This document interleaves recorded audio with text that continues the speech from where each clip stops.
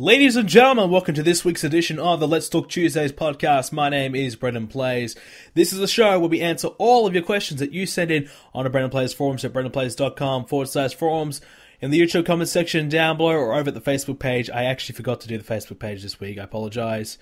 But yes, so we are back. Let's Talk Tuesdays is back again, back full schedule.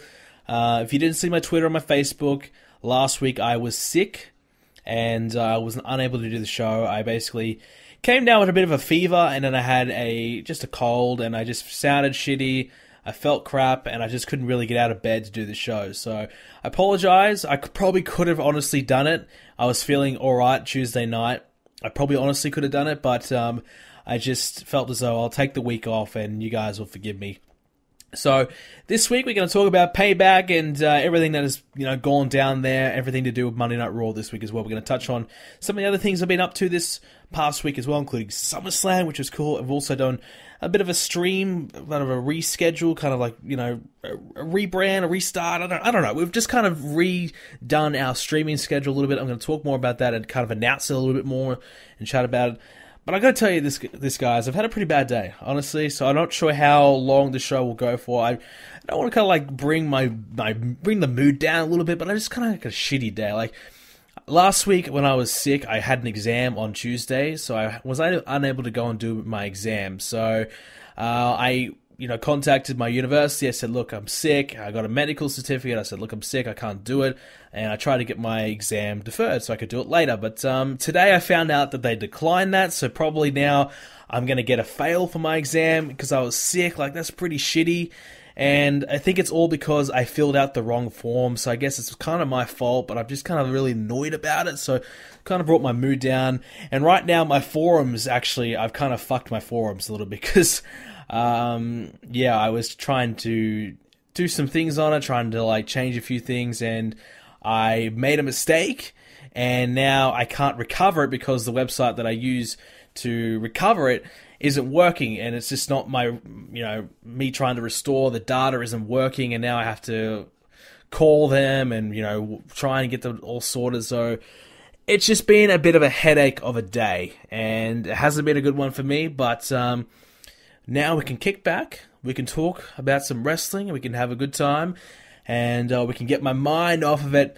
But so SummerSlam, though, we had our SummerSlam pay-per-view for WWE 2K16 over the weekend. It was really good. I thought the pay-per-view was probably the best that I've probably ever done. I think, honestly, apart from WrestleMania, because it was 3.5 hours long or whatever the hell it was, this one felt as though it was nearly the most work to do because I had so many different things going on.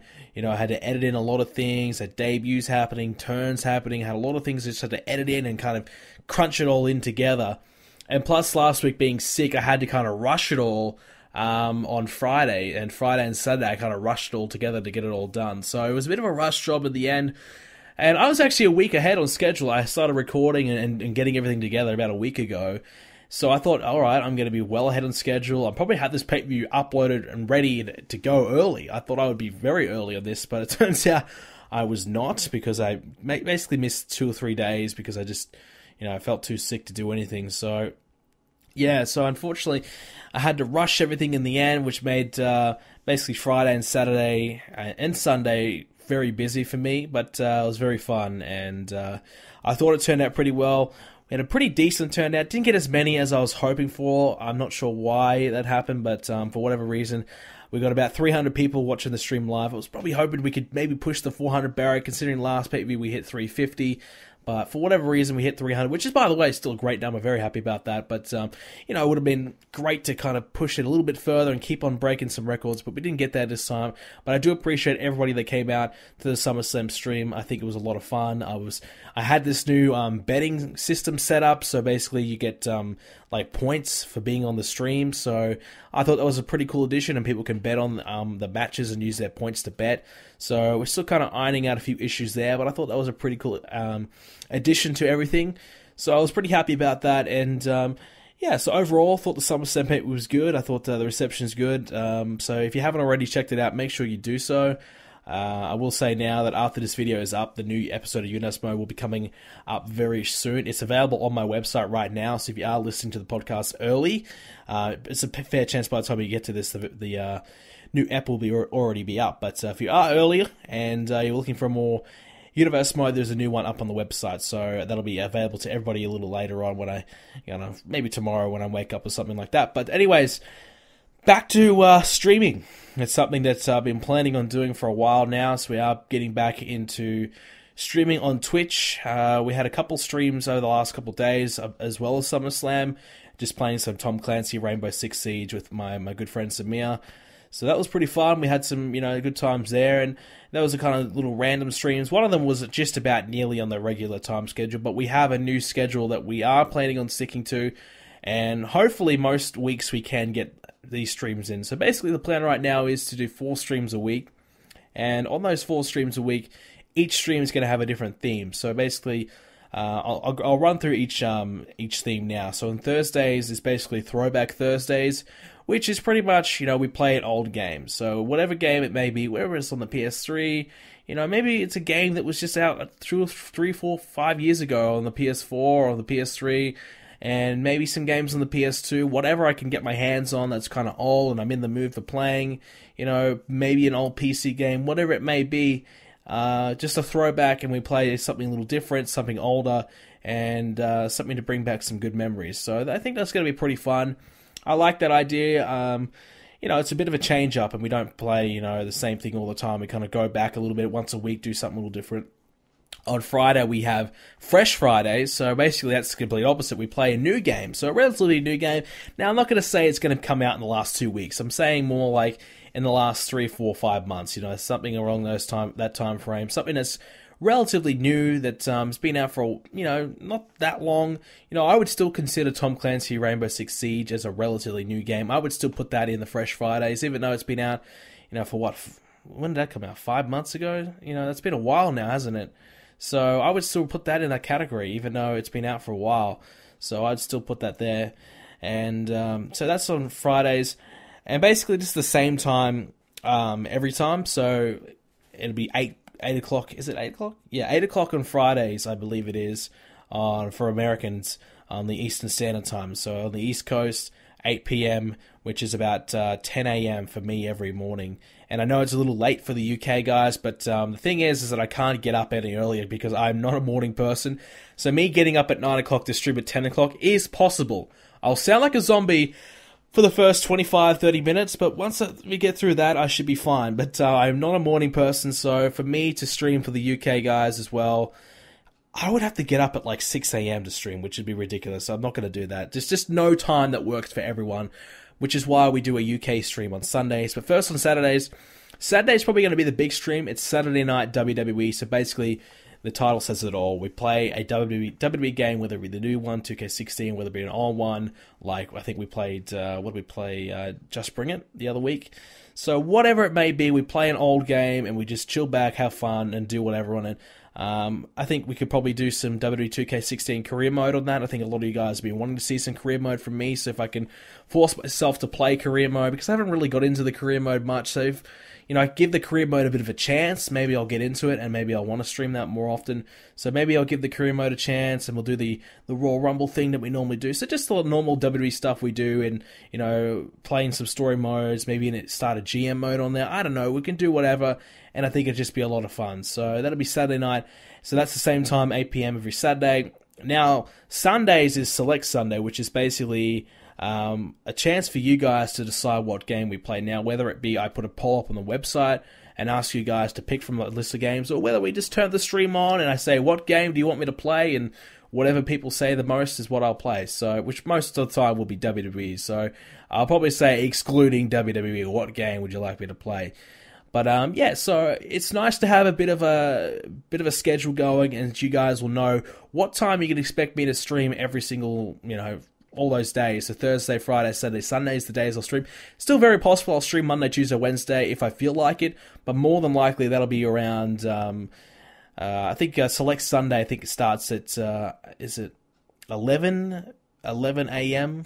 in the afternoon for UK? I think that's when it starts, which, No, is that right? I'm not sure. Might be 2 p.m. in the afternoon 2 p.m. in the afternoon for UK. I'm pretty sure that's when it starts. So that's when I'll generally stream that, and that's when I generally do stream on the off days, such as Monday, Tuesday, Wednesday. If I'm just playing, that's when you can expect to see a stream, which I think is about 9 a.m. US time. So I know that's kind of early for most of you who, if it's a Saturday or a Sunday or whatever, it's too early because most of you probably won't get out of bed around then. And, on the other days, you guys will most likely be out of school. But for all of those who aren't, and all those who are hanging around, that's when you can expect to see a bit of a random stream from me, which you'll always find on my Twitter, and I'll upload a video on YouTube when I am streaming on those occasions. But that's the schedule, and the schedule is available on the website, BrendenPlayz.com. There is a button on the navigation bar where you click stream schedule, and you can see the full schedule there, and you'll know. So we are almost at 4,000 followers on Twitch, so that'd be really, really cool if we can hit 4,000 followers pretty soon. I think we went up about 300 followers in the last couple of days, so we are doing pretty well on Twitch, and I'm really, really enjoying my time there. So I just kind of need to stream a little bit more, get into it, and who knows where we'll lead to on Twitch. So a lot of fun there. We are planning on doing giveaways as well. Basically, I'm kind of setting a goal every month to try and receive that much in donations. So basically, I'm just gonna, if I am getting donations, we'll put the donations aside to do it. So yes, I'll still receive donations to cover the cost of doing everything, and help support me. But we'll also do it so basically, I'll take quite a big proportion of that money and give it back to you guys. So we'll do some shirt giveaways or create some other merchandise, whatever, or give away some PSN cards, some Xbox Live cards, whatever. We'll give away some stuff every month, once a month. If we do hit our quota, then we'll give away some stuff. And if we don't hit our quota, if we get close, let's say we are 80% on the way there, we'll still do it. But if we're only like 3% of the way there, well, then obviously I can't do it because it does cost me money, and I don't really have much money to throw around. So if I do have some extra cash made from the donations, then I can obviously do it, but I can't really dip into my own pocket and just do that every single month because I don't really have all that much. But so it's exciting times for the Twitch. I know a lot of you guys do enjoy the stream, so I'm going to try and stream more for you guys, and hopefully you guys will be checking them out, and hopefully you'll have a good time. Alrighty, so let's skip into the Payback discussions. So I know this is what you guys want to hear. So, Payback. Now, my overall thoughts on Payback was, I thought it was a pretty good show. I think I gave it about a 6.5 or a 7 out of 10. I thought there was some good matches on there. Obviously, Owens and Zayn was a lot of fun. I thought AJ Styles and Roman Reigns was very good. But there were some other things on there that kind of went a little bit down. Obviously, missing some of the tag team action as well. Obviously, didn't help at all. So, we'll run through the card. Basically, I missed the pre-show, but I did go back and watch Ryback and Kalisto, which apparently, I did see it, which, before that I missed it because I couldn't be bothered waking up early to watch it. I thought it would be just a throwaway, shitty match. But I was wrong. It was actually pretty fun. I thought it was a pretty good match, exciting, fast-paced, and a great finish. I really liked the ending. The last couple of minutes of the match, it was a very exciting finish or ending to the match. So I really thought that match was very good, so I think I doubted it. I really thought, oh man, this is going to be crap. I just didn't think it'd be any good, but I caught the last couple of minutes of it, and I thought, wow, this is actually really damn good. So I went back and watched the rest of it, and it was worth it. So it was a good matchup, and good to see Ryback, doing some good work, having a good match. Obviously, a big rumor about Ryback. We'll talk more about that later on. But so it was pretty funny that he was mocking CM Punk there. I thought that was great, and obviously, on the belt that he was wearing before he comes to the ring, that weight belt, having, pre-show stopper or something on there. I thought that was pretty cool. Pretty funny as well. Ryback likes to take the piss. I think that's pretty funny. So, I like Ryback. A lot of people don't like him, but since day one, I've always been a fan of him, and I always will be a fan of him. I think he's a guy who definitely could be something, I get a lot of criticism sometimes because people will say, look, Brendan, why the fuck do you like this guy? He's jacked up, he can't move, he's not AJ Styles in the ring, but I just say all the time, having this variety in characters is a good thing. Not everyone has to be, a 5-star wrestler. Sometimes you can just enjoy people for what they are. And Ryback, some of the things he does, he takes the piss, and, he can be pretty funny sometimes too. And, I obviously I've kind of talked about it many times, but I do, I like the presence and the look. I like a guy who's a beast, looks like a beast, looks like he can kick my ass, looks the part. And those are the guys I kind of gravitate towards more. Maybe it's more of like an old school, like an 80s mentality, or even, still even a 90s mentality when I'm, looking at these guys and like, oh man, this guy's jacked up, he's going to be great. I guess maybe I still have that mindset, but, it doesn't apply to every instance. But, Ryback, I think, looks the part, looks great. And, given the right opponent, he can have a great match. And, I think Kalisto, I've given Kalisto some giving him some flack in the last few weeks, but I think he had a good match up there. But I still think Kalisto should drop the championship. I just feel as though he's not doing well as a champion. The US title has been degraded so much. It was doing so well before he had the championship. I mean, Cena was doing really well with the title. Rusev did pretty decent before as well, and Del Rio not so much, but I think Kalisto has just struggled as champion. He's not really over, doesn't get a big reaction from the fans. Who's to blame with that? Are they kind of cloning him too much as a Rey Mysterio? I'm not sure. And by the way, his commentary on Raw was absolutely abysmal. So his promos are certainly letting him down. His in-ring work is pretty good, so there's not much to really criticize there. But I still think the association with Sin Cara has kind of hurt Kalisto for the long run. So whether or not they break those two up, I don't know. But I think the Lucha Dragons team has hurt Kalisto a lot. So him being a singles is a good thing, but still, the association with Sin Cara, I think a lot of people just feel as though Sin Cara sucks. So Kalisto being associated with Sin Cara hasn't really helped him out at all. So perhaps down the line they might need to break that up. I know there was Baron Corbin versus Ziggler in the pre-show as well. I didn't watch the match, but obviously Dolph Ziggler getting the win. A little surprised by that, honestly, but I still feel as though they'll have another match in the future, I guess. But, it was a little surprising. I thought Ziggler would definitely lose to be the punching bag for Corbin. I don't think this is the end of Baron Corbin's, push. I don't think he's going to get the Tyler Breeze treatment. But I think maybe they just kind of want, maybe they don't want to, like, overdo it with Baron Corbin yet. I think they kind of feel as though Corbin might be resented by the fans a little bit. Maybe that's just what I'm kind of feeling. I don't really like Baron Corbin, honestly. I feel as though he's pretty boring, pretty bland. Probably surprising. I think most of you guys probably thinking, oh man, he's big, he's jacked, he's got tattoos, Brendan's going to love him. No, I don't really like him at all. I haven't really gravitated towards him at all. I think his promos are no good. I think, and I just feel as though he's boring in the ring. He might be okay as a big man, but I just get bored. It just makes me want to change the channel when he's in there. And some guys have that effect. And, some say Ryback and Roman Reigns and these other guys, or Braun Strowman and whatever, have the same effect. And that's fair enough. But sometimes I can really enjoy Ryback, but I haven't really enjoyed Baron Corbin yet. So for me, Corbin, he's got a little bit of work to do, but I'm going to give him a chance. I'll give him a couple months to see how he goes. I'll give him a chance to kind of work himself into it. But so far, I'm not really digging Baron Corbin. But I still feel as though he probably should have won.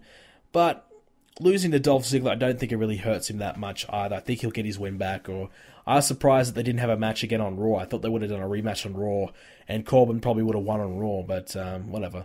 Didn't happen. They did the Battle Royal instead, which we'll talk more about that one later on. The start of Payback, obviously a disaster, with Enzo going down with a concussion injury. We all thought it was going to be worse than that. So he got away with it pretty okay. He's all right now. I don't know how long he's going to be out for. They haven't really talked about that much. They haven't really given out too much information about that yet. So that's still a bit of an unknown right now. All we know is he's out of hospital. He's okay. I don't think they're going to rush him back because, obviously, the severity of his injury isn't as great as we once thought. But I think, what happened in the ring and being exposed, being on pay-per-view, getting carted out of the arena, I think the attention and the publicity that his injury got will mean that they might just take a little extra time with him. Even if he is right to go in a couple of weeks, they might just hold him out for an extra couple just to kind of make sure that they're doing the right thing to make themselves look good. They don't want to rush the guy. But they are very serious about concussions now. Normally, if you got a concussion, you're good to go the next night. But now with a concussion, if you got one and they are taking you off TV and they are making sure you are right to go, which is a good thing. Concussions are serious things. Obviously, look at Daniel Bryan. His career ended because of all the concussions he's had. Just think about all the times where he's had a concussion and he probably wrestled the next night, making his concussion even worse. So, I guess taking it serious is the right way to go. But hopefully Enzo is back early. Cass just looks... looks like a deer in the headlights alone, doesn't he? Just doesn't look right, doesn't feel right. He's got a long way to go. He's not going to be a singles anytime soon. I hope not, because he just doesn't really have it by himself yet. Didn't do terrible, I'm not going to lie. He didn't do terrible, but Enzo really completes the package, doesn't he? He's the big deal out of the package, and Cass obviously really missing him. If he had Carmella next to him, it probably wouldn't have been so bad, but no Carmella, no Enzo, just him by himself. It's rough, but hopefully Enzo's back soon. I guess I felt as though the Vaudevillains are going to win anyways. The rumor was is that the Dudley Boys were going to interfere, attack Enzo and Cass, and the Vaudevillains would have won anyways. So that's pretty much what I predicted from the get-go. So I'm pretty okay with that. I think the Vaudevillains are the right opponents for the New Day at this point, considering they are heels. And, we don't want to rush Enzo and Cass into it. I think you're better off having them work with the Dudley Boys, working with the heel team, and still getting that reaction and getting the audience familiarized with them. Because if they try and split them with the New Day, well, the New Day has been established as the top team on TV for the last year, doing their catchphrases, doing all that stuff. To have the Enzo and Cass against them would just be a detriment to them, because then you were splitting the crowd a little bit, whereas you want the crowd, their full attention to Enzo and Cass as the babyface team. You don't want to split the crowd on a new team, because obviously the New Day is going to win that battle, you would assume. So Enzo and Cass would certainly suffer there. But if you take them against the Dudley Boys, who are doing pretty well as a heel, or the Vaudevillains, for example, who I think majority of the crowd don't really get. I don't think they really understand or get the gimmick really yet. I don't even think I really get the gimmick yet, because I don't really like them or care about them whatsoever. So maybe I don't get the gimmick. But so I think the right decision is keep them away from the New Day at this point. Obviously, we don't know when they'll even be back. If they will be back anytime soon, we don't know. But so right now we'll just have to play the waiting game, and it kind of left a big gap in the whole show. Obviously, we nixed the New Day versus whoever matchup, probably Vaudevillains. So we had to nix that, and then we also had to nix probably the ending of the Vaudevillains and Cass and Enzo match. There's probably another 5 minutes or so that might have gone on for. So that was probably a good 20-25 minutes of the show that they had to nix and they had to kind of fill in time for, which is probably why you notice that the McMahon segment went on forever. I think the women's match went on a little bit too longer as well. So probably why a few things went on a little bit longer than perhaps what you would have realized. So that's because they had to try and make up extra time, which they did okay with. Dragging things out, I could understand. I was like, all right, man, that's fine.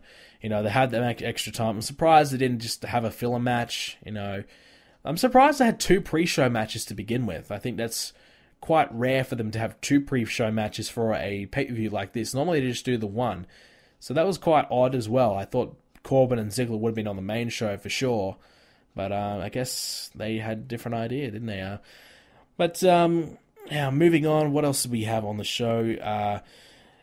Sami Zayn and Kevin Owens was a great match. They really did well with the promos for that matchup, kind of selling the story. I think there's still more to be told between those two. I think there's still more to be done with. Owens getting the victory, I had no problem with. I feel as though Kevin Owens deserves to beat Sami Zayn, and I think Sami Zayn, I don't know, I just not getting on board with him yet. I don't know. I feel as though they're going to try and make him another underdog character like a Daniel Bryan. Is that going to work? Does he have the catchphrase to do it? I don't know. I guess he has the Olay chance. Is that going to be enough for him? People get along, sing along and, do the Let's Go during his entrance or whatever. So there is certainly a reaction that he's getting. He's certainly doing pretty well. He's certainly being positioned as an underdog. But for me, I'm just not really buying into it yet. I'm pretty happy with Kevin Owens, winning. I was obviously supporting Owens. So, I don't know. I just feel as though Kevin Owens is doing such great work. I feel as though he deserves the win. Sami Zayn, I think, will beat Owens in the end later on. I think they'll drag this out a while. I think the plan is obviously a fatal 4-way between Cesaro and Miz, Zayn and Owens, which is fair enough. Do the fatal 4-way, then maybe revisit the one-on-one matchup later on. Keep that going for a while. I think that's perfectly fine. Maybe Owens wins the belt. Maybe he has to do the rematch against The Miz or whatever. I don't know. But I'm perfectly fine with them kind of stretching it out a little bit. I think there's still plenty more to be told there. But it was a great matchup. Was it the best match of the night? I don't know. I think maybe yes. I don't know. I think the fact that there was the stop-start with the crap with the main event cost it the best match of the night. Other than that, the match itself was really good. But the stop-start bullshit was pretty draining and kind of ruined the match a little bit. Speaking of The Miz and Cesaro, their matchup was decent. Cesaro not getting the win, no real surprise. I thought that was, a given that Cesaro would lose. But yeah, I'm digging Cesaro. I just feel as though the entrance music doesn't match the gimmick he's trying to portray, does it? He's trying to come out here as people are saying he's Jason Statham. Yes, he looks like him, but you look at the entrance video that they're showing when he's walking out. It's James Bond with the spotlight there. He's coming out in the suit. He's acting like James Bond. He looks like Jason Statham, but he's acting like James Bond. So people who've been criticizing me, Brendan, he's fucking Jason Statham. No, he's not. He's coming out dressed like and doing the spotlight and the video. Everything is just a James Bond thing. But his entrance music doesn't match it. Doesn't match it at all. So the entrance loses its appeal a little bit. I like the suit. I like the tearaway. I don't really care. I mean, people have been criticizing as well. I've been listening to some shows and people criticizing it. I don't mind it at all. I think it looks cool. I just feel as though doing it every single time is perhaps a little bit too much. I feel as though you do it for pay-per-views, do it here and there, it will make it feel a little bit special. The first couple of times he did it, it was cool as shit. But now that he's doing it every single time we see him, not so much. But they'll change that. I think they'll tweak that. I just feel as though Cesaro, he's another guy who's just kind of missing a catchphrase as a babyface. He has the Cesaro section as well, of course, but you can't really chant that.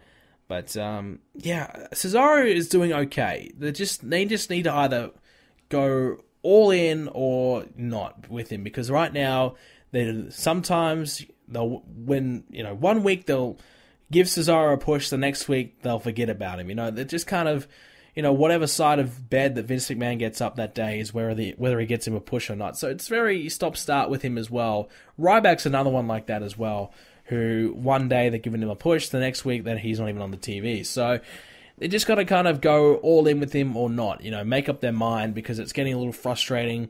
But I think he'll get the championship eventually. I'm not sure when, but I think they will give him the belt eventually. I don't mind having The Miz as champion, honestly. I feel as though he's doing pretty well with Maurice there. And, again, Maurice has been getting a lot of criticism from people that I've been listening into, and from what I've been reading as well. And I have no real problem with Maurice being there. I think it makes sense. You bring back another woman, you put another woman like Summer Rae with The Miz or something like that. It just wouldn't really work. I think The Miz, with his wife, who's looking absolutely smoking hot, incredible looking woman, it works. She can't talk, we know that. She's obviously the accent, very thick accent, but even without the accent, she's not a great talker as well. Anyways, she doesn't really need to talk. She's got The Miz there. He can talk. So it kind of works. It kind of complements each other. I think The Miz looks better because of it, and having her, doing his makeup or reciting lines or do whatever, I think kind of works a little bit, and I think I like that. So I like the direction they're going with The Miz, and I like Maurice being there. Some of the other matches we had, the women's match, Charlotte versus Natalya. I'm going to be honest here, I didn't really watch much of this match. I went and took a shower instead. I kind of ducked out, and I came back after the shower, and the match was still going. Oh, it was still going. I was hoping I'd skip it, but no, it was still going. And to top it all off, the screw job. The screw job. Who the hell booked that shit? That is so overdone, so overplayed, and the fact that they brought up an angle from 17 years ago. Little Nate from WCW, a show that most of their audience wasn't even born when the show was on. I mean, when 17 years ago, I was 3. So I wasn't watching it. So for me, I didn't even know about that angle. I kind of knew about the Little Nate thing, but I never really watched it. So to bring up and dig up an angle from 17 years ago, just because, I think there was just an excuse, we'll just do that, whatever, was ridiculous. A screw job was ridiculous. Bret Hart looked like he didn't want to be there, which we kind of already knew that anyways from all the interviews that he's had over the last few weeks, basically shitting on the WWE and saying the only reason why he's there is to support Natalya.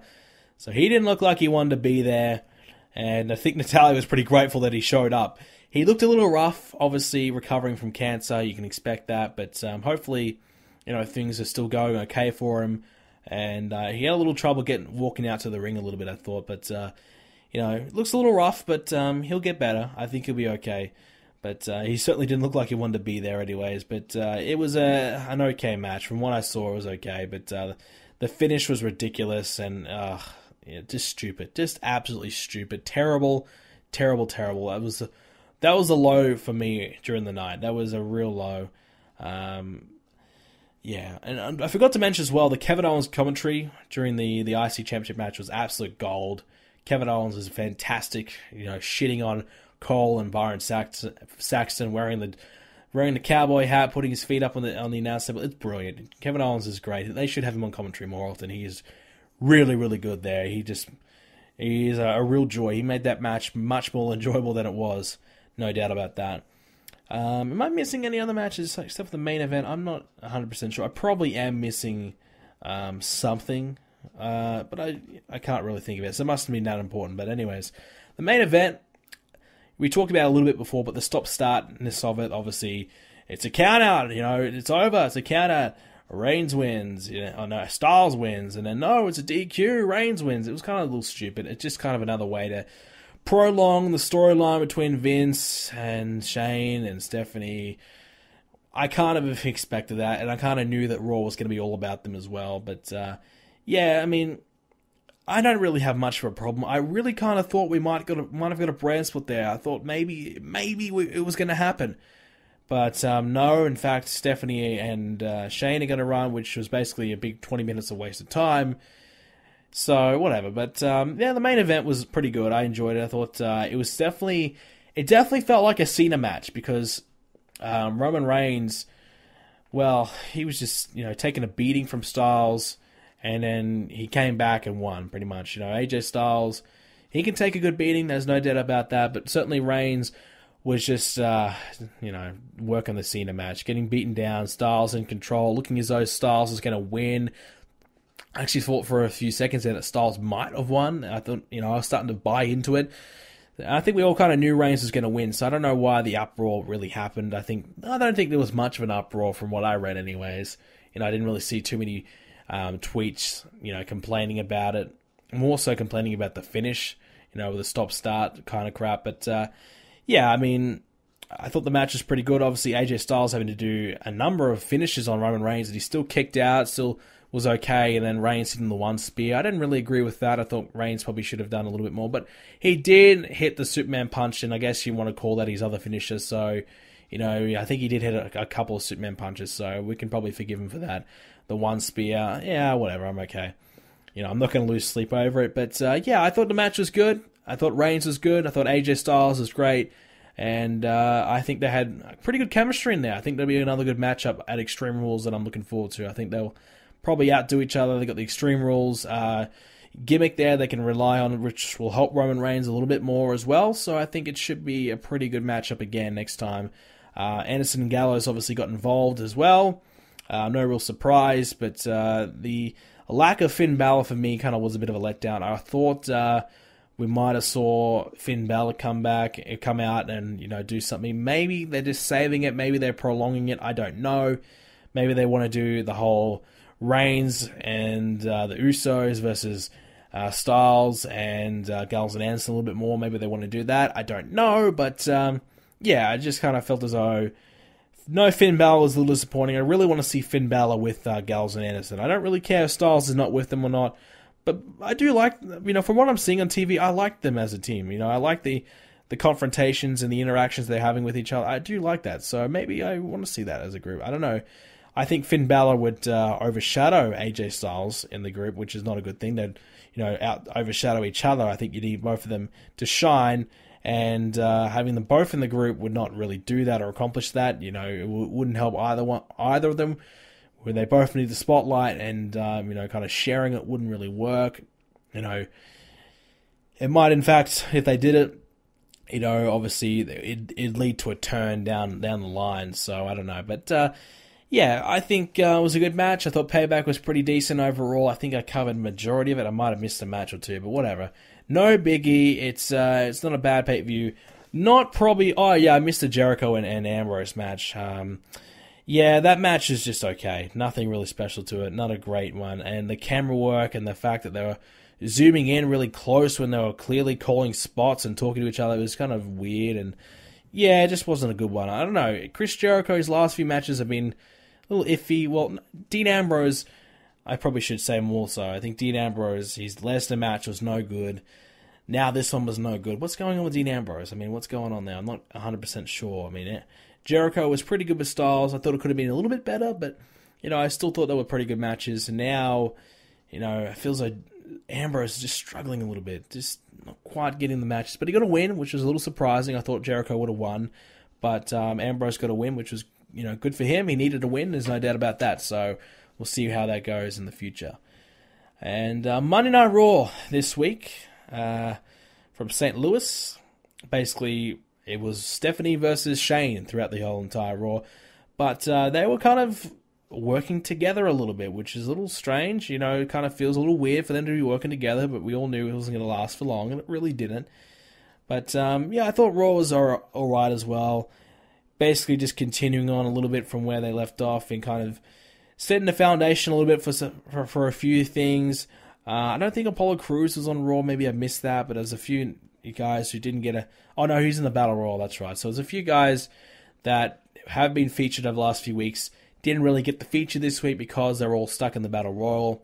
So, yeah. So there's a few guys who kind of missed out a little bit because of the Battle Royal. And Rusev winning that Battle Royal was a little bit of a surprise. I kind of had already had it spoiled for me, so when I was watching it, I kind of knew that he was really going to win. But it was a little surprise. I thought maybe they would have given it to someone else, maybe Baron Corbin, for example. But maybe now that League of Nations is finally over, which, by the way, thank God that catastrophe of a group is over. That was a terrible, terrible group. I knew it from day one. It just didn't look right. Del Rio in the group just didn't feel right. King Barrett, Bad News Barrett, whatever the fuck you want to call him, sucks. Sheamus is boring. Rusev's good. I like Rusev. But the group itself just never really worked. It's got to go down as one of the biggest failures. For the names that are in the group, a lot of top guys, top upper mid-card guys are in that group.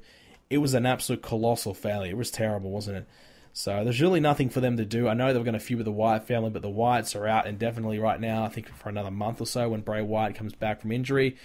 So, yeah, it is what it is. But, not a great group, so very grateful that they broke up. Now it seems as though Rusev's getting a bit of a push into the US title again. A little surprising that they gave Rusev and Del Rio the bit of the jobber entrance. I'm surprised Del Rio got it. There no entrance music. Sheamus got music. Titus O'Neil returned. Who else got music?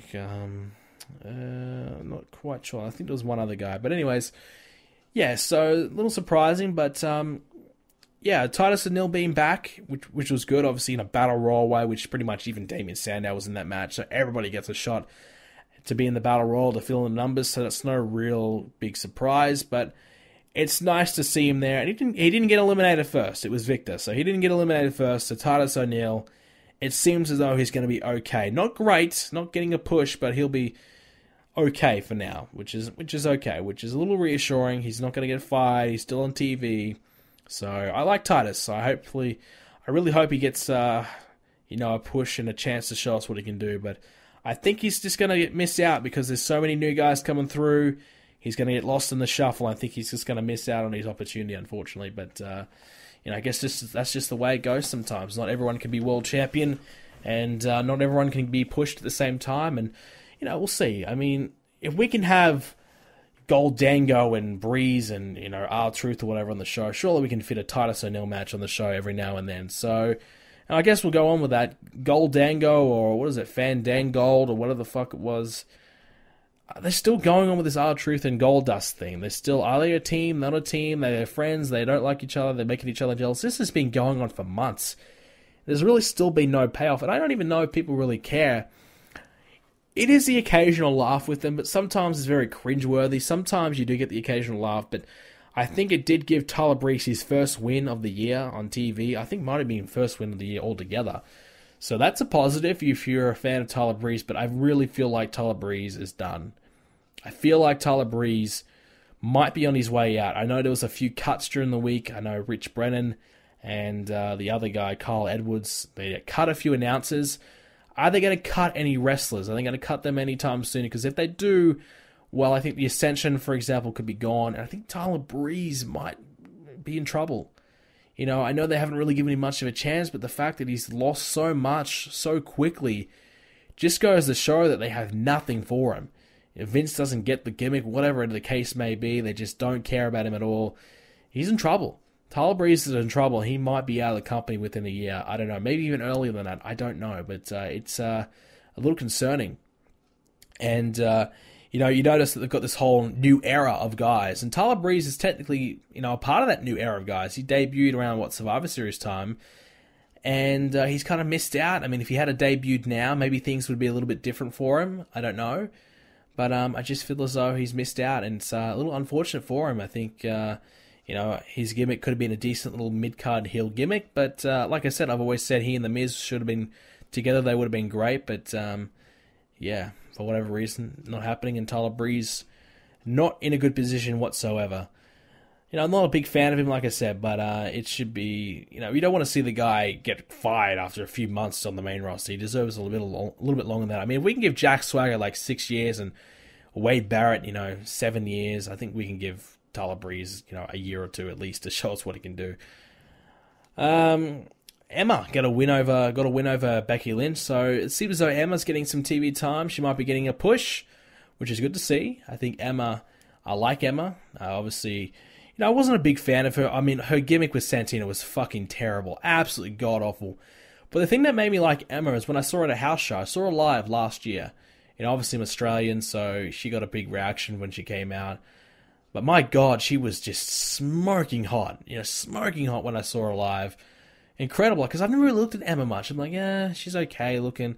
When I saw her live, I'm like, holy crap, this woman is incredible.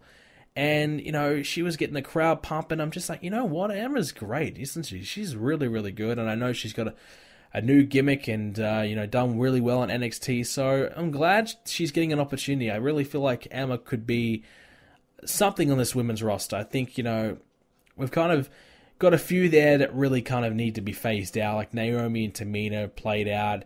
Alicia Fox has been played out. She's been there forever. The Bellas are now pretty much on their way out, if not gone. So someone like Emma, who's been around but haven't really had much of an opportunity, I think she could really really shine here and thrive. So I think this is a good opportunity for her. Getting a win over Becky Lynch is a good sign. That's a good win, and I think I know their plan was to do that match at Payback, but they did nix it. That's what they probably should have snuck that in, shouldn't they? Instead of having the McMahons going for an extra 15 minutes, they probably would have snuck the second women's match in there. Probably for the best though, a little bit more time that they can have on Raw instead. And that's pretty much going to cover it. Obviously, we had Anderson and Gallows, the confrontation at the end with Reigns and the Usos. I don't know, like they're kind of teasing it a lot, aren't they? That they are going to turn on AJ Styles, you know, with the steel chair thing. So Styles had to hit back and use the chair, but Reigns got the last say, of course. So yeah, I don't know. Yeah, I don't know, man. I'm a little underwhelmed. I'm liking Anderson and Gallows so far. I'm liking what I'm seeing. I'm glad they're there. I'm liking it. Don't get me wrong, but I don't know. Just not really liking the storyline. I felt as though maybe we'll get what we want. Maybe we'll get the Finn Balor thing later on. Maybe they're just kind of drawing it out a little bit first before they pull the trigger on something like that. Have, you know, AJ. You know, I suppose having AJ with Anderson and Gallows for a little longer, and then having, you know, them turn on him will mean a little bit more. Now you can't really factor Finn Balor into it much at all, can you now? Because basically they've really aligned AJ and the, what are the Good Brothers or whatever they're calling them now? Anderson and Gallows anyways. Basically they've aligned them with AJ now, so you can't really be like, well, hey, Finn Balor sent us, not you, AJ. It's pretty much confirmed that AJ sent them, so that is going to make it pretty difficult for Finn Balor to be worked into the storyline in the future. But yeah, like I said, Raw was pretty decent. Not a bad follow-up from Payback, but yeah, two okay shows. Two pretty good, you know, pretty okay shows. The other thing I want to talk about this week is Ryback leaving the WWE. It's a big rumor going around right now. He's been sent home. He was meant to be a part of the Battle Royal, but it seems as though he's unhappy. Unhappy with, I guess, the way he's been used. I know he's been pretty vocal that he's not happy that he's in the pre-shows. at WrestleMania. We did some interviews and things like that. He's not happy at all. So it's pretty interesting right now. Where will Ryback be? He's talked about that, in that same interview, he's basically like, well, Ryback may not be here, going forward. I think Ryback could be on his way to, out. Maybe he could be released. I know his contract's coming up in the summer, quite similar to Wade Barrett, so perhaps he wants to go elsewhere and do something else, which is a shame because I really like Ryback, and I felt as though he could have been something. Maybe he just sees, the writing on the wall. Maybe he feels as though if I go out now, at least I'll be a name still. I won't be a job guy like a Heath Slater or whatever. I'll still have some credibility next to me, and I can still go and make money. I think Ryback will do well in Japan. Obviously, he's a big, jacked-up guy, something that is a little bit different in Japan. Obviously, we've seen it in the past where that type of wrestler can really excel. Look at a Vader, a big dude, come over there doing well. Brock Lesnar was obviously in Japan as well and had some success. So it can happen, I think Ryback could certainly do well and work with those Japanese guys. I think Ryback could do well. I don't think he's going to go to a TNA. TNA doesn't have any money. They couldn't afford Ryback. Neither does Ring of Honor. I think Ryback, he's making $500K a year, $450K a year, around about that mark. Something like that. So he's going to want some cash, and I don't think any independents can really afford to have him there. New Japan might have the cash to do so and might be able to bring him in and have him work there. And I think that could work pretty well for him. Ryback could go away for a couple of years. He's been in WWE for a long time. Ever since Tough Enough. So, what was that, 2003 or something, 2004? He's been in the WWE for a long, long time. So, maybe he just wants to change. Maybe he feels like, hey, if I go to Japan for a couple of years, reinvent myself. Look at Luke Gallows. He went to Japan, reinvented himself. Now he's getting a main event push in the WWE. How long will that last? I don't know. But, look at AJ Styles as well. Obviously, it's a little bit different. But AJ Styles went to Japan, reinvented himself a little bit, and look where he is now. So maybe he feels as though Japan might be a good option for him. He's seen it done a few times. He has some success there and kind of reinvents himself, and maybe the WWE will want him back. Who knows? But, he's still pretty young. He can still do that kind of thing and come back. And if he comes back, I think he'll be okay. But, I don't know. I don't know if leaving is the wisest decision for him, but if he does go, I still think there is places for him to go. Obviously WWE's the only game in town, so they say, but Japan's doing pretty well. Japan's been a pretty good option for a lot of guys, so it's not such a bad idea for Ryback. And I know he's been a lifelong WWE fan. I know he probably doesn't want to really go, but I guess if you're frustrated, you think you're working hard and you're in shape and you're doing everything you possibly can, but you're not getting where you want to be, sometimes you're going to take those risks. And if you really believe in it, believe you deserve better, well, go elsewhere and prove it, I suppose. Make them want to use you. Make them want you. I guess that's maybe what Ryback's thinking. I don't know. But it's sad to see him perhaps gone, but we'll learn more about that in the coming weeks, I'm sure. We have some questions this week. Basically, what I've been playing this week, Brendan, what's Brendan been playing? Before we get into the questions, I guess we'll cover it a little bit. I've been playing a little Tom Clancy Rainbow Six. Obviously, I talked about that a little earlier in the podcast. Been playing that a lot, really getting into it. I think it's a good game if you've got friends. If you don't have anybody to play with you, not so great. It can be a little bit boring. I don't like to play it by myself too much, which you could argue that's the most case with a lot of games. But a lot of games you can jump in, you don't really need people to play with you all the time. You can still really enjoy the game. But this one's a very team-based, tactical strategy kind of thing. And if you don't have teammates with you, well, it certainly dampers the enjoyment of it, no doubt. Other than that, really, nothing much I've been playing. I've just been grinding. I've been really working hard on getting a SummerSlam done and really doing videos and things like that. It's really been my only focus as of late, is doing videos. I haven't really gamed a lot. I need to kind of game a little bit more. And I've had assignments, exams, and obviously things like that. So there's been some issues that I've had and some things I've had to do. But I want to try and get back into gaming. Obviously, Uncharted's only a week away, which I think I will be getting day one. I was kind of, thinking maybe I'll wait until I have the time to really appreciate it. But I think I'll probably just get it day one and just play it. Just play it, finish it, love it, enjoy it, just do it. So keep an eye out. Maybe next week I might have it, whenever it comes out, another 6 days, whatever. Maybe I'll have it and talk about it next week. I don't know. I don't know what day it comes out of Australia. I don't know if it's the same day as the States, so maybe I won't have it. But that's probably the next game I'm going to buy. But I just kind of Maybe Battleborn. I've looked at Battleborn, looks okay.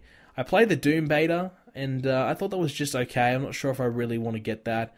I'm on the fence. Maybe I'll wait for a price change on that one. But yeah, so that's basically what I've been up to in terms of gaming. A lot of questions this week won't be answered because, well, one, my forums are down. And I forgot the Facebook page as well. I forgot the Facebook post. So we do have some questions from the 2 weeks ago. There's still some relevant questions, and some of you guys went on there yesterday and left some questions, so I do appreciate that. So some questions are missing out. We do have some voicemails, though, so let's get straight into the voicemails. Hey, Brendan, this is Chris White from the forums. I've just got a question for you regarding Extreme Rules coming up. What is your opinion on the rematch between AJ Styles and Roman Reigns, and who do you think will walk out champ? I think most likely you're going to see Roman Reigns keep the championship for the time being. I think there's no real plans to have him drop the belt. I think you'll see maybe Anderson and Gallows come in the match and try to interfere. Maybe they'll make a mistake. Maybe they'll accidentally hit Styles. Something to kind of create some more tension between the three of them, the two groups, Styles and Gallows and Anderson. To create some tension between them, I think Reigns will sneak away with the championship and will probably move on to somebody else after that. Hey Brendan, it's Cameron from Pennsylvania. What are your thoughts on the rumors about the Shield versus the Balor Club at SummerSlam in a War Games match? Personally, I have not heard any rumors of that happening, but I could see the Shield reuniting. I could see it, but for that to happen, they would really need to bolster up Anderson, Gallows, and Styles, or whoever's the third man, really bolster that up and really make them like a big deal, big threat, and make it as though they've got no choice, but they have to take these guys down. Otherwise, would it really make sense? I don't know. I don't know if it really would. So, if they really put these guys over and really make them like a big deal, then perhaps I'm all for it. But otherwise, if you just want to have the Shield come back to verse them just for the sake of it, I'm not real keen on that. I think I'd rather see, someone in that group turn heel. I'd probably like to see Reigns turn heel and go his separate ways, and let Rollins be the babyface. But when they do come back, all three of them are going to be babyfaces, so it's a big chance that they may do something together. I don't know. Maybe they'll don up the black again and they'll go at it again, but I don't know. It's a big possibility. I think it'd be really cool to see. And I thought, looking back now, I think we didn't really appreciate the Shield when it was around. The Shield was phenomenal. They were really, really great. I really, really liked the Shield. So I would love to see them back again. If they can really build up Anderson and Gallows, I'm all for it. War Games, I don't think will ever happen again in the WWE. Well, ever happen in the WWE. Wasn't a WWE creation, and they would need the two rings and whatever, and I just feel as though the WWE aren't willing to really do that. It's not their own thing, so it's something that hasn't been done in a long, long time as well. So perhaps I think I feel as though that nobody really even know what the hell it is. It is quite confusing as well, a bit of a confusing concept. So I think they might not do that. But I could definitely see a 3-on-3 elimination tag match or something like that in the future, no doubt. Alright, so we have some other questions coming in, and these ones are from the YouTube comment section over the past couple of weeks. This one is another one from Cameron Chris Amore. He wants to know, do you see Shawn Michaels coming back to WWE after his WrestleMania moment? No, not really. Even though Shawn Michaels looks great, looks as though he could go out there and have a match right now, looks in really good shape, I think he's pretty content with retirement. He would have done it by now if he was going to do it. I think he would have done the Daniel Bryan match. If he was ever going to come back, that would have been the match he probably would have done. So it's very unlikely at this point that we'll ever see him in the ring again. This one is from Stanley on Joko. Brendan, I've come to the conclusion that WWE 2K16 isn't maximizing the potential of your universe mode. I agree. It's great as always, but I know it's limiting the ceiling for your universe mode content that it has to offer. My question is, what improvements to 2K16 do you need for universe mode to be even better? Pretty simple, story mode. Story mode, more cutscenes, a better rivalry system. On previous games, if you match up two guys, make them enemies, then cutscenes will occur. On this game, only time cutscenes will happen is when there is a rivalry between the two, and you do a rivalry match. And I don't do rivalry matches because I book my own matches. I like to have my own matches on the show, which means I don't get any cutscenes. So I am very limited on what I can do, which means I have to create and edit in my own little cutscenes that I do. When people beat each other up or whatever, I have to edit all that crap in. If they give me story mode and they give me cutscenes that happen regularly, I'll be a happy man. If they give me story mode and the cutscenes aren't happening regularly, at least I have story mode where I can create my own genuine cutscenes and put them in. Story mode on this new game with the new graphics, looking great, my universe mode will be off the chain. I will use so much of story mode. I will be able to do so many more storylines. It would be insane how good my universe mode would be. Because when I had it a few years ago, the graphics didn't really look that great. My editing skills weren't really good. I didn't really use it all that much. I didn't have the appreciation for it. Now, if I had it again, I tell you what, I would be using it all the time. So it would be really, really cool. And the improvements that I would like to see as well is just more updating. Update the game, add in new attires every month. I've talked about this in the past, but every month when there's a pay-per-view, add in some new attires, add in some fan favorite attires. Whether you vote online and you pick 3 attires that people wore at Payback and add them into the game, or if you want to add in everyone's new attires, I don't care. Just do monthly updates. Even, weekly would be obviously better, but, whatever, monthly updates. Even every 2 or 3 months, just do updates, free updates where you're adding in new content. Whether it be new arenas, new wrestlers, look, for example, Anderson and Gallows that just come in. Now we have to wait until the new game to play as them. AJ Styles, he came at the Royal Rumble. The game's only been out for 2 months, or 2 or 3 months, and now we have to wait until the new game to get AJ Styles. It's kind of ridiculous, isn't it? Shouldn't we just be able to get him now, pay, $3 to get him? I'd do that. Just add in and update the game more often and keep the things fresh. Not make us rely on community creations to get everything done. Sometimes community creations is good, but sometimes it just can't get everything right, And if you have a genuine update where you've already got the players scanned, you just have to, for God's sakes, if people can do it in community creation, I'm sure the developers of the game can add it in and have all the genuine logos and things like that added and put in the game. Update the game over and over and just kind of every month give us an update, whatever.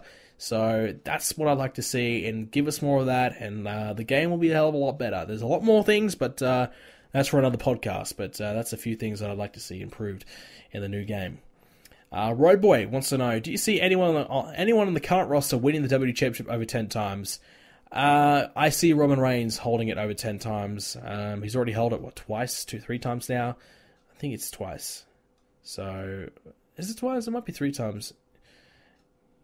Yeah, it's 3 times now. So he won that Survivor Series and he lost it. And then he won it again and then he lost it. And then he won it again. So he's already held it 3 times in the space of 6 months. So it's pretty likely he's going to get over 10. Anyone else? No, not really. I don't really see it. I could see Kevin Owens holding it maybe twice or 3 times. Maybe AJ Styles once or twice. Dean Ambrose maybe 3 times. Not really. I think Roman Reigns is really the only legitimate chance at this point. And maybe, I was going to say Sheamus, but he's really, struggling. I think Reigns is probably the only real hope. Seth Rollins, I think Seth Rollins will get like 5 championships. I don't think he'll get to 10. I think he'll have a solid 5. Another one from Road Boy. Which superstar do you think is the best talker on the current roster? I think it's, without a doubt, Kevin Owens. His promos are great. Does great on commentary. Entertaining, funny, serious. He does it all really, really well. And I love how he just picks on Byron Saxton and Michael Cole. This one's from the Real Gamer. Real Game Player. That's the one I'm trying to say. SummerSlam was really good, and I like the way you stream pay-per-views. Quick question, do I pre-record the commentary? If so, how do I do this?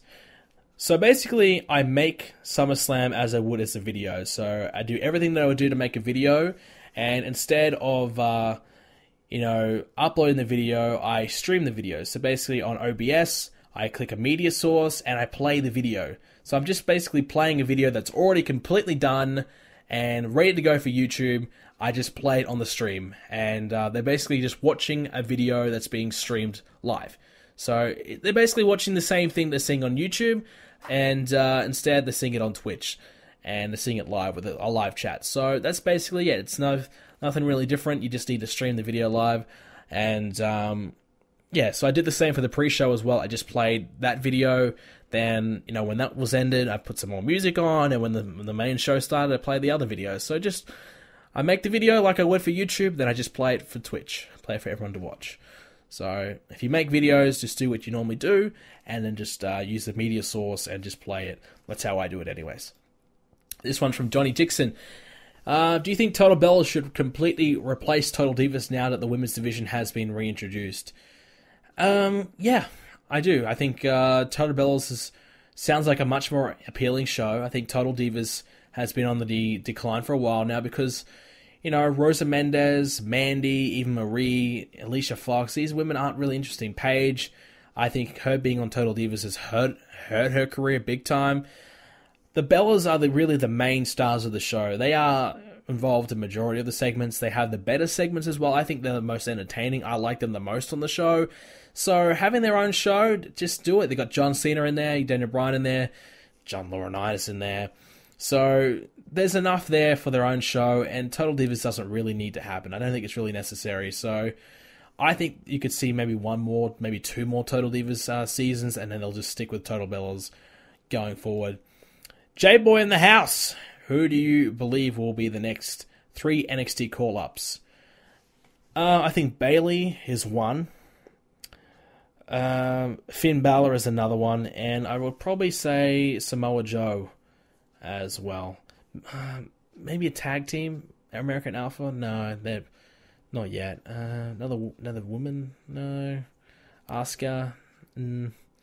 Maybe. I think Samoa Joe will stay there. So I'm going to go Bayley, Finn Balor, and Asuka. Final question today comes from Bruh Games. If you could take out 3 WWE pay-per-views and replace them with others, which would you bring back and which would you dump? Alright, so we're going to dump Fastlane, we're going to dump Night of Champions, and we are going to dump Hell in a Cell. Basically, Fastlane has sucked 2 years in a row. The overall concept of it is pretty crappy. The name sucks. Night of Champions, there's not that many championship belts anymore. What's the real point of it? Every championship is always... The championships are defended on every pay-per-view all the time, every single time. So the concept of it is just stupid. And Hell in a Cell, I think it has degraded the Hell in a Cell chamber. I think Hell in a Cell should be used when there is a feud that is worthy of it, and not just because we have to. So... more often than not, the Hell in a Cell matches are no good. It's not as special. So if we wait and save it for when it's right, then it's going to be much, much better and much more effective. And they've really watered it down lately as well. So Hell in a Cell has kind of really been devalued. So if they kind of take it off and kind of bring it back in a few years' time, I think it could really bring back a little prestige for it. Kind of like they might be doing at the Elimination Chamber. It's possible that it might bring back the Chamber again this year, but who knows. So that would be the 3 that I would replace. What would I bring in instead? I like No Way Out. I liked it before WrestleMania. But I also liked the Elimination Chamber before WrestleMania. So honestly, I know I'm kind of contradicting myself with having only not having Hell in a Cell. But I would probably have Elimination Chamber because I feel as though it works with WrestleMania. It's like the final stop, like the final match you need to overcome, whereas Hell in a Cell is just kind of put randomly. It's one-on-one match in October, like who cares? Whereas Elimination Chamber is you have to beat 5 of the guys, whether to become number 1 contender or to retain the championship. So it makes more sense and it works, and I like it. What else we get? We got rid of Night of Champions. Well, I liked Vengeance maybe there. Maybe bring back a Vengeance, put that there. You could really bring in anything, just like any of those named pay-per-views, like Backlash, Vengeance, No Mercy, any one of those. I probably would pick maybe Vengeance. I like that. And Hell in a Cell, pretty much the same again. No Mercy, Judgment Day, Armageddon. You can bring back any one of those. The pay-per-view schedule from like 05, 06, 07, whatever it was, that period was really good. I really liked that. And I think now with like the WWE Network, a Cyber Sunday would certainly really work.